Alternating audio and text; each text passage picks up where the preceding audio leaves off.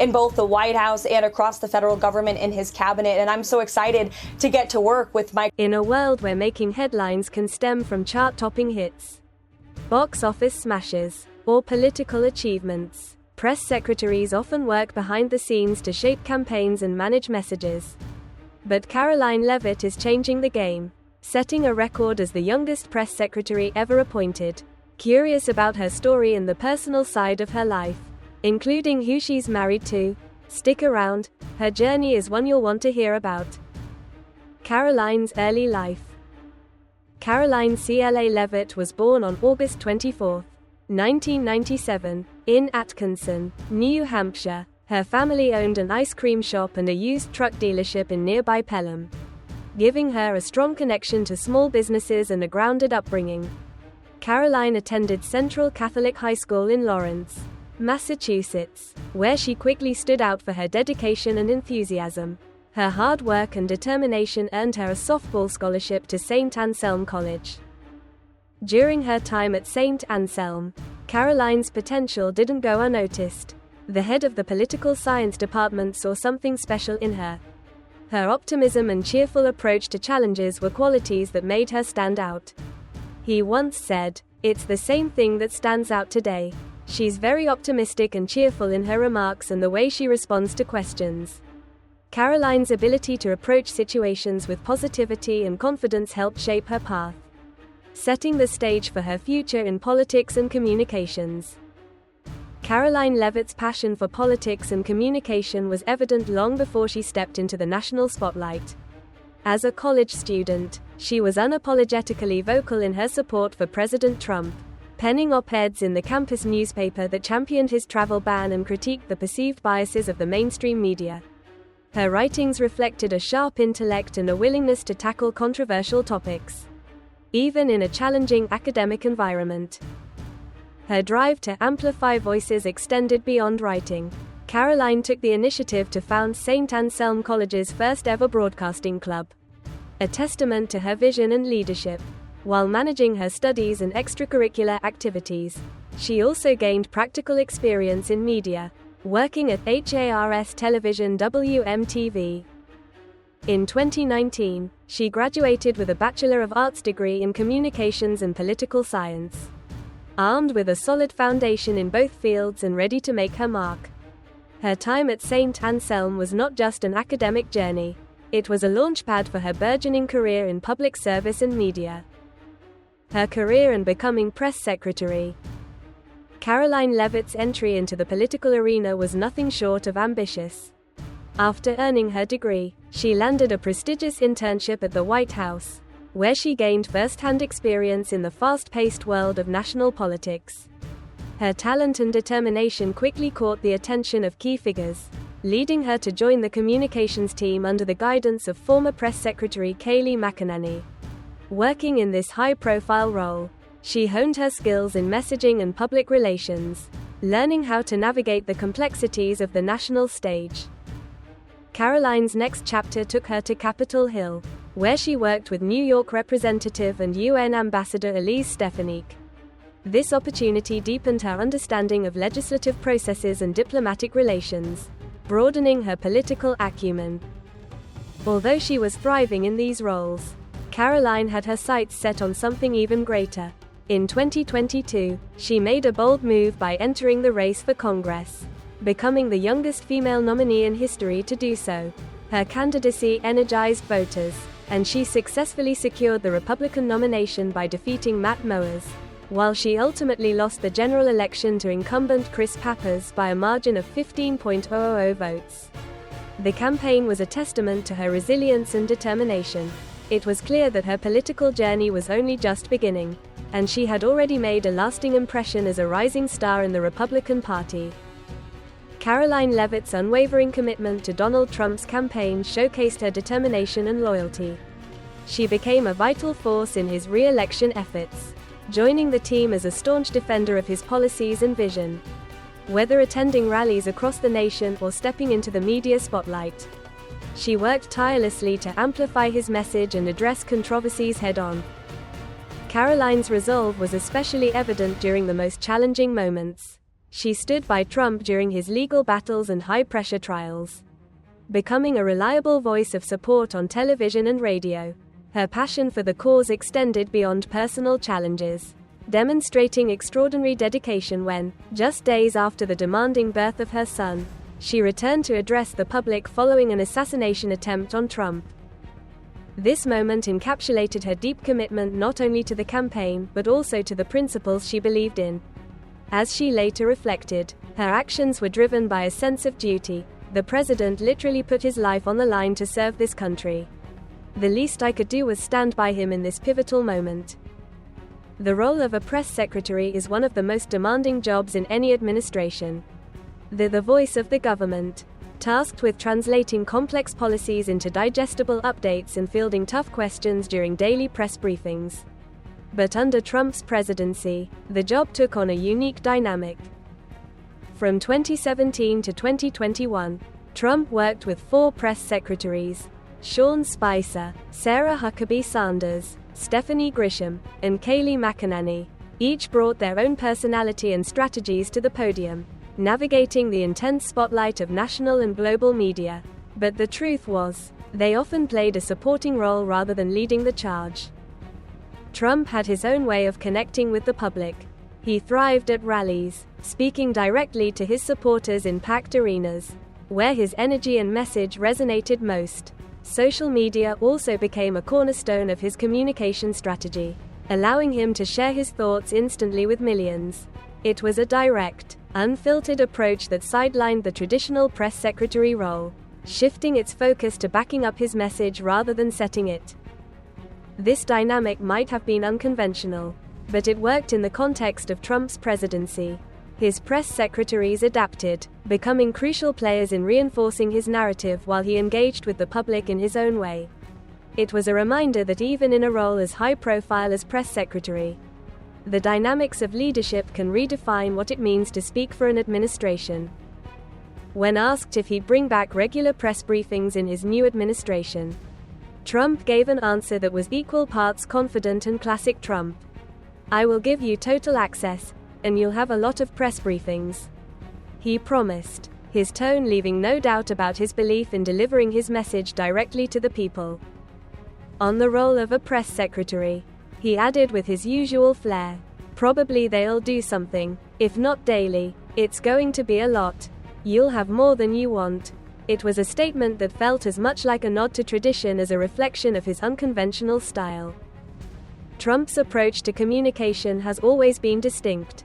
While past presidents relied heavily on their press secretaries to filter and frame their messages, Trump preferred taking center stage himself. Whether through rallies, Twitter, before his ban, or spontaneous media interactions, his comments hinted at a similar balance for the future, blending traditional press briefings with his penchant for direct, unfiltered engagement. For better or worse, it was clear he intended to stay at the heart of the conversation, keeping the public and media on their toes. Karoline is carving her place in the history books, continuing to break barriers with her latest achievement. The president-elect recently revealed her as the choice for press secretary, a role steeped in responsibility and visibility. At just 27 years old, she's now the youngest person to ever step into this pivotal position, setting a new benchmark of accomplishment. The previous record holder, Ronald Ziegler, was 29 when he took on the same role in Richard Nixon's administration back in 1969. Karoline's appointment not only surpasses this milestone but also reflects a growing recognition of the power and capability of young leaders in shaping national discourse. Her rise to such a significant position at a young age underscores her determination, skill, and readiness to navigate the high-stakes world of political communication. It's a testament to how far she's come, and a signal of how far she's ready to go. The head of her former college's political department has no doubt about her abilities but stresses the weight of her role. He remarks, "It is a very critical role. You cannot make mistakes in this position, and I believe for someone of her age and her talents, it's truly significant that she's taking on this responsibility." President Trump also shares his unwavering confidence in her. He says, "Karoline is smart, tough, and has proven to be a highly effective communicator. I have the utmost confidence she will excel at the podium and help deliver our message to the American people as we work to make America great again. Karoline, for her part, took to Twitter to share her gratitude, writing, "I am truly humbled and honored to receive this position." In her statement, she highlighted the president-elect's dedication and vision, saying, "He is building a team of individuals from all walks of life, from Wall Street to Main Street, who are deeply invested in making this country great again. Together, we will work to fulfill the promises he made to the American people during the campaign trail." Her words reflect a deep sense of purpose and unity, emphasizing the importance of collaboration and inclusivity in achieving long-term success. Karoline's commitment goes beyond her role as press secretary. It underscores her passion for serving the people and supporting a broader movement for positive change. Who is Karoline married to? Karoline could have chosen another politician or sought the company of a well-known football player or actor. But instead, she chose Nicholas Reardon, a businessman whose journey has been anything but conventional. Born into a family that faced early struggles, Nicholas grew up as one of 4 children to Marilyn and Anthony, whose marriage ended during his formative years. This turbulent start led to a life marked by constant movement, making it difficult to settle down in one place. As a young adult, Nicholas faced homelessness, often finding himself crashing at friends' houses to escape the uncertainty of his living situation. He paid his way through Plymouth State University, a journey that saw him sleeping in his car at times to afford tuition and rent. Despite these challenging circumstances, Nicholas remained resolute, driven by a vision of creating something meaningful for himself and his future. His determination paid off. Today, he is the proud owner of Richo Enterprises LLC, a flourishing real estate business with properties stretching from Boston to the White Mountains. His story is one of resilience and ambition, proving that even the toughest beginnings can lead to remarkable success. In 1990, Nicholas took a leap of faith by enrolling in real estate courses despite his limited means. He borrowed money to cover the costs, fully convinced that his dedication and knowledge would pay off in the long run. And he was right. His journey began in earnest in 1993 when, during a drive with his mother down M Street, they witnessed firsthand the disrepair and neglect of the buildings lining the street. The once vibrant area had fallen into a state of decline, and Nicholas saw an opportunity to transform it. Determined to make a difference, he purchased his first building, a move that seemed daunting given his financial constraints at the time. Yet, he viewed it as a stepping stone towards something greater. With a keen eye for detail and a passion for revitalization, Nicholas began restoring the property, turning it from a neglected structure into a source of pride for the community. Over the years, his efforts grew, as did his portfolio of properties.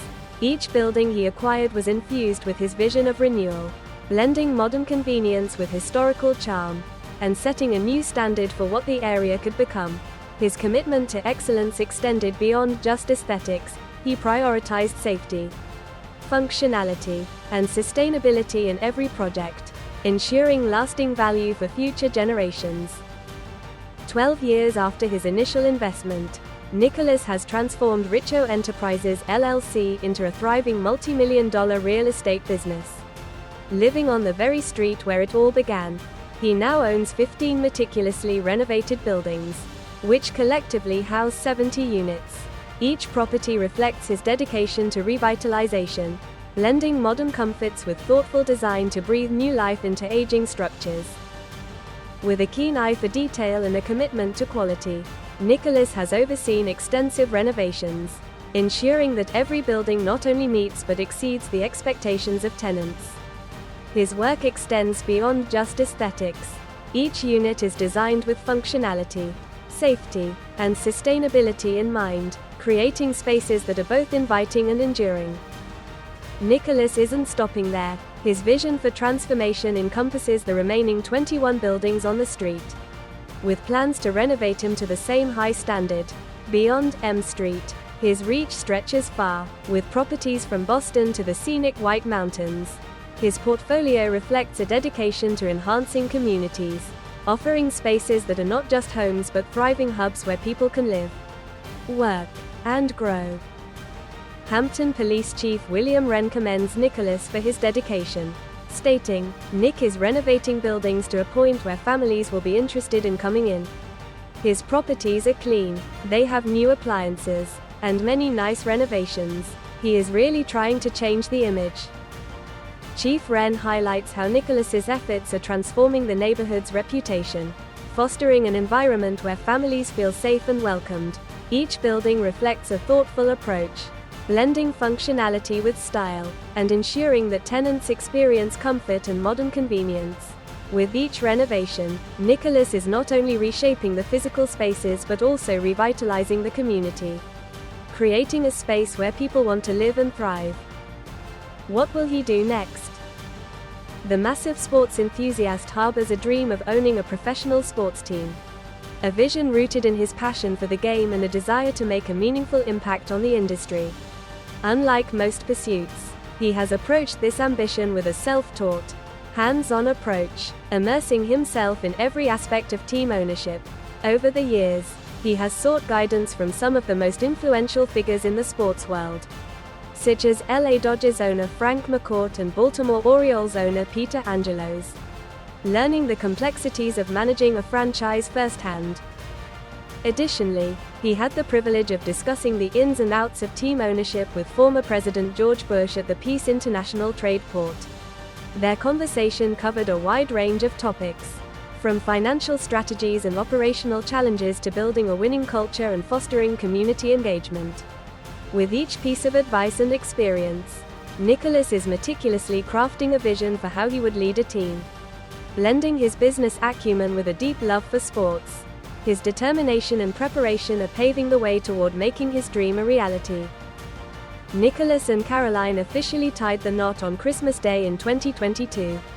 Surrounded by loved ones and cherished memories, their union marks the beginning of a new journey, blending their personal and professional lives in a beautiful and purposeful way. With careers that demand relentless dedication, they have found a shared commitment to nurturing a family that thrives on love, understanding, and support, balancing the highs and lows of their public roles with the warmth of parenthood. They strive to create a foundation of connection and growth. Together, they are building a legacy of resilience, unity, and shared goals, ensuring that family always comes first. Motherhood and family. Karoline leads an incredibly busy life, balancing a hectic schedule of media appearances, public engagements, and political responsibilities, all while managing the joys and challenges of parenthood. Before her child was born, she made it a point to share her pregnancy with her colleagues on the Trump campaign trail as soon as possible. Reflecting on that experience, she said, "Knowing I was going to have a baby in the middle of a presidential campaign, which I found out is no easy thing to do. They couldn't have been more welcoming and accepting of me." Despite the overwhelming demands of her role, Karoline's support system, ranging from her fellow campaign members to family, played a crucial part in helping her balance her responsibilities. From sleepless nights spent on Air Force One to ensuring her presence at critical moments, Karoline continuously navigated her multifaceted life with grace and determination. Karoline knew that returning to work as soon as possible was her instinct. But after a challenging labor and the birth of her son Nicholas, her team urged her to take the necessary time to rest and recover. Even though it wasn't easy, she complied and took the mandated 8 weeks off. The emotional weight of being away from her newborn was immense, especially as a new mother navigating the pressures of both her family life and her high-stakes career. On July 13, just 3 days after bringing Nicholas home from the hospital, Karoline's break was over. As she settled into her routine, she couldn't escape the moment when the news broke of the attempted assassination of Donald Trump. Watching the unfolding events on television, she felt an overwhelming sense of duty. Her role was crucial, and stepping back into the spotlight, even so soon after giving birth, felt like an obligation to serve not only her career but also the country's future. Karoline knew the challenges would be immense, but her resilience and determination propelled her forward into a defining chapter of her life. She turned to her husband with a firm resolve, saying, "I have to get back to work." Her voice was steady, yet filled with emotion. She explained, "I felt compelled to be present in this historic moment." Karoline reflected on the gravity of the situation. The president literally put his life on the line to win the election. She said with conviction, "The least I could do is get back to work quickly." Her determination stemmed from a deep sense of duty, a recognition that her role was more than just a job, it was a responsibility to the nation and to the legacy of those who fought for democracy. Though the road ahead would be challenging, Karoline's unwavering resolve was fueled by the belief that every moment, no matter how difficult, contributed to a greater cause. Karoline was deeply grateful for the unwavering support surrounding her during those early months. The office environment, though fast-paced and demanding, was surprisingly accommodating for working mothers. She wasn't the only one navigating parenthood alongside a high-pressure career. Several other mothers shared the space, creating a sense of camaraderie and understanding. Her husband's flexible schedule ensured that he could be actively involved, while her mother made the decision to leave her job to provide additional help. The support didn't stop there. Karoline received a heartfelt phone call from both the president and his wife, offering encouragement and reminding her to cherish the precious moments with her young son. Reflecting on the experience, Karoline said, "That was such a special phone call. I'll never forget receiving it. The gesture was a testament to the genuine compassion and solidarity she felt from those around her. It reinforced the idea that while her work was demanding, she wasn't alone. Her family, colleagues, and even the highest levels of leadership were there to support her journey as both a mother and a dedicated professional." Karoline candidly acknowledges, "Leaving the baby every day to go to work. It does break your heart. It's incredibly challenging emotionally, physically, and spiritually. It would have been a lot easier for me to respectfully decline this job offer and enjoy this past year in the peace and comfort of my previous job. But I know I'm doing it for a bigger cause, to win this election." Each morning, the struggle of balancing her roles as a mother and a political figure is an emotional tug of war. Yet, she remains steadfast in her commitment to the cause. Karoline understands that her sacrifices are not just personal, but part of a larger mission, to contribute to a vision bigger than herself, to support a movement that resonates deeply with her values and aspirations for the country. Despite the challenges, her determination and sense of purpose fuel her through every demanding day, reminding her that every step she takes is contributing to a greater goal. Balancing her professional responsibilities with motherhood requires an unmatched level of multitasking. Karoline has become a master at doing it all, sometimes all at once. "Men just can't do this," she quips, with a knowing smile. Her baby, now growing, is beginning to recognize her face on TV. He lights up with a smile whenever he sees her, a small yet powerful reminder of what drives her forward. Karoline's journey continues to unfold, blending personal and professional milestones with grace and determination. Despite the challenges, she remains focused on her mission, working tirelessly to shape the future while nurturing her family. With Air Force One flights under her belt while pregnant, she balances history in the making with the precious moments of motherhood. Soon, she'll introduce her son to the president, a symbolic step as she cements her place in both personal and political realms. Now, we'd love to hear from you. Who do you believe is the most exciting rising political figure to watch right now? Drop your thoughts in the comments section below. A secret that almost no one saw coming. If this is true, it could completely change how people view him. What could be so surprising that it left Tucker, who's never afraid to speak his mind, totally stunned? Stick around. What you're about to hear might just change the way you see everything. Tucker Carlson dives straight into a bold and unsettling claim. It's hard to believe we just witnessed a blatant coup unfold right before our eyes. An event that shakes the very faith in the foundational principles of democracy. The event he's referencing has left him, and many others, with serious questions about how power is transferred and whether transparency and legitimacy were upheld in the process. Carlson highlights how the reaction from Democrats and their supporters has only deepened these concerns. Rather than engaging in meaningful dialogue, they often resort to dismissive sarcasm, saying things like, "First, you said he was too senile to run for office. And now you call it a coup when they remove him. Carlson doesn't shy away from addressing the irony in this response. Yes, both of those things are true. And I don't know what else to say to make this clearer. He counters, pointing out that doubts about the president's cognitive abilities have been mounting for years. However, he emphasizes that these concerns do not justify replacing a sitting president in a way that feels opaque or arbitrary. For Carlson, this isn't just about one administration. It's about preserving trust in the office of the presidency itself, whether someone agrees or disagrees politically. Carlson argues, such a monumental decision demands full transparency and accountability. Anything less risks undermining the very foundation of democracy. What truly unsettles Tucker Carlson isn't just the events playing out in plain sight. It's the intricate and often unseen manipulation of power behind the scenes.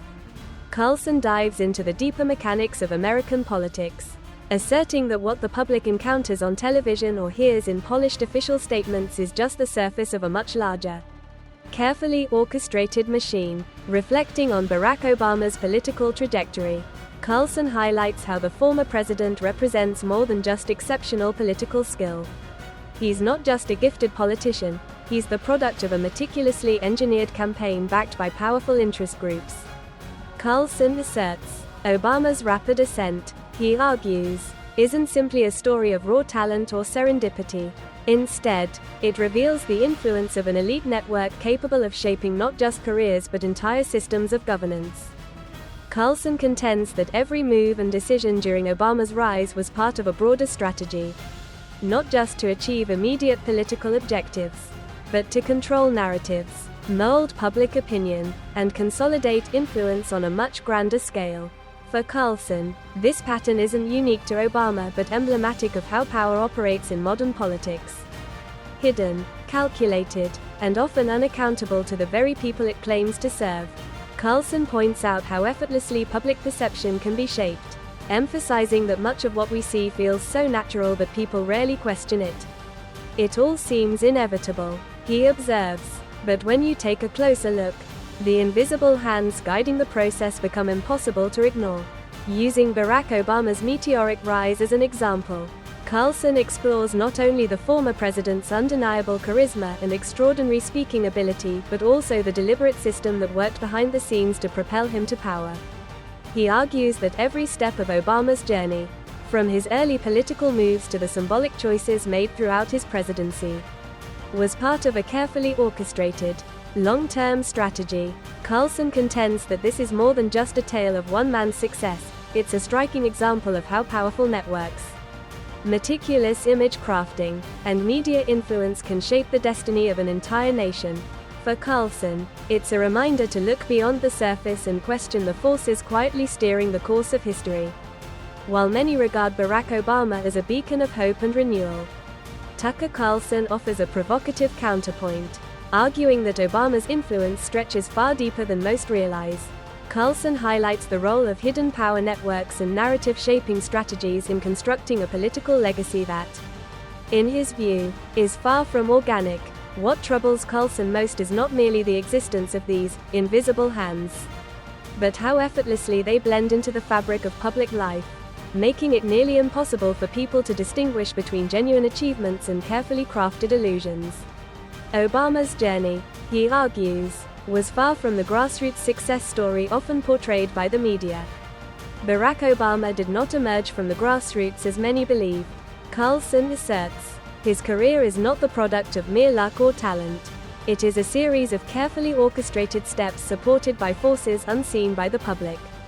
Carlson contends that Obama's rise, from a relatively unknown figure to the first African American president of the United States, was meticulously planned by powerful entities operating behind the scenes. This transformation, he suggests, is not just a testament to Obama's personal skills, but a demonstration of how strategically wielded influence can elevate an individual into a symbol of hope and progress while consolidating power for larger, less visible interests. For Carlson, Obama's story is not just about one man. It's a window into how political narratives are built, maintained, and used to shape the perceptions of an entire nation. One particularly striking example of this theory, according to Tucker Carlson, is Barack Obama's breakout moment at the 2004 Democratic National Convention, a pivotal event that dramatically changed the trajectory of Obama's political career. At the time, Obama was a relatively unknown state senator from Illinois, with no federal office experience and a name that most Americans had never heard. Carlson reflected on this moment, saying, "I had never heard of Barack Obama before 2004. Even though my job was to follow major political developments. And yet, with just one speech, Obama was catapulted into national stardom." Carlson questions whether this was truly coincidental. Carlson shared a vivid memory of his first encounter with Obama one evening in Boston. Just before the convention, he recalled seeing Obama walking down the street, cigarette in hand, deep in conversation with Jesse Jackson Jr., another well-known black politician. In that moment, Carlson admitted he wasn't particularly struck.